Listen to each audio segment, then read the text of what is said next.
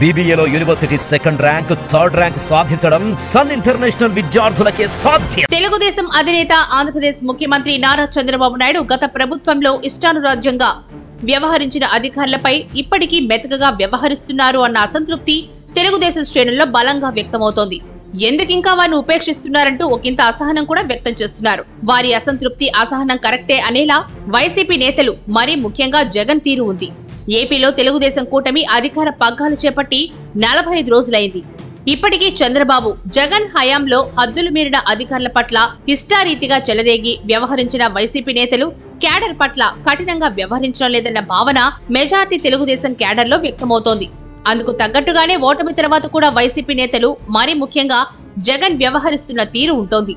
Assembly వద్ద జగన్ సోమవారం అంటే జూలై 24న వ్యవహరించిన తీరును చూస్తే తెలుగుదేశం క్యాడర్లో అసహనానికి అర్థం ఉందని అనిపించక మానదు. కేవలం 11 మంది సభ్యుల బలంలో అసెంబ్లీలో విపక్ష హోదా కూడా దక్కని వైసీపీ పట్ల చంద్రబాబు సర్కార్ ఉదారంగా వ్యవహరించింది.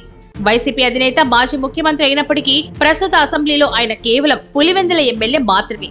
ఆయనకు విపక్ష నేత హోదా లేదు. అసెంబ్లీ సమావేశాలకు హాజరు కావడానికి ఆయన అందరూ ఎమ్మెల్యేలాగే 4వ నంబర్ గేటు వద్ద కారు దిగి నడిచి అసెంబ్లీ ప్రాంగణంలోకి ప్రవేశించాలి. కానీ వైసీపీ సభ్యుల వినతి పట్ల సానుకూలంగా స్పందించిన చంద్రబాబు, జగన్ కు ఓ మినహాయింపు ఇచ్చారు. ఆయన తన వాహనంలోనే అసెంబ్లీలోకి 4వ నంబర్ గేటు గుండా ప్రవేశించే వెసులుబాటును కల్పించారు. అయితే జగన్ వ్యవహరించిన తీరు ఆయన గౌరవానికి అర్హుడు కాదని మరోసారి రుజువు చేసుకున్నారు. అసెంబ్లీ ప్రధాన ద్వారం గుండానే లోపలకు ప్రవేశిస్తారంటూ పోలీసులతో ఘర్షణకు దిగారు. అయితే ఆయన్ను వేరే గేటు గుండా రావాల్సిందిగా పోలీసులు సూచించారు. ప్రధాన గేటు గుండా గవర్నర్ వచ్చే సమయం ఆసన్నమైనందున ఆ గేటు గుండా వైసీపీ నేతను అనుమతించే ప్రసక్తే లేదని విస్పష్టంగా చెప్పారు. దీంతో జగన్ తన ఎమ్మెల్యేలతో కలిసి నిరసనకు దిగారు. Save democracy, police down down అంటూ పెద్ద పెట్టున నినాదాలు చేశారు.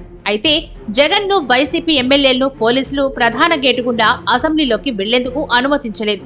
దీంతో వారు వేరే గేటు గుండా అసెంబ్లీలోకి వెళ్లారు. ఈ మొత్తం ఎపిసోడ్ లో జగన్ అనవసరపు రాద్ధాంతం చేసి తనలో ఇసుమంతైన మార్పు రాలేదని చాటుకున్నారు. గౌరవం ఇవ్వడమే కాదు, తీసుకోవడం కూడా ఆయనకు తెలియదంటూ రుజువు చేసుకున్నారు.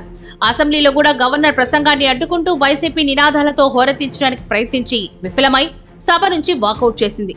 ఇదిగో జగన్ ఇలాంటి వైఖరిని ఎత్తి చూపుతూనే చంద్రబాబు తన మెతకతనాన్ని వీడి కఠినంగా వ్యవహరించాల్సిన అవసరం ఎంతైనా ఉందని తెలుగుదేశం వర్గాలే చెబుతున్నాయి.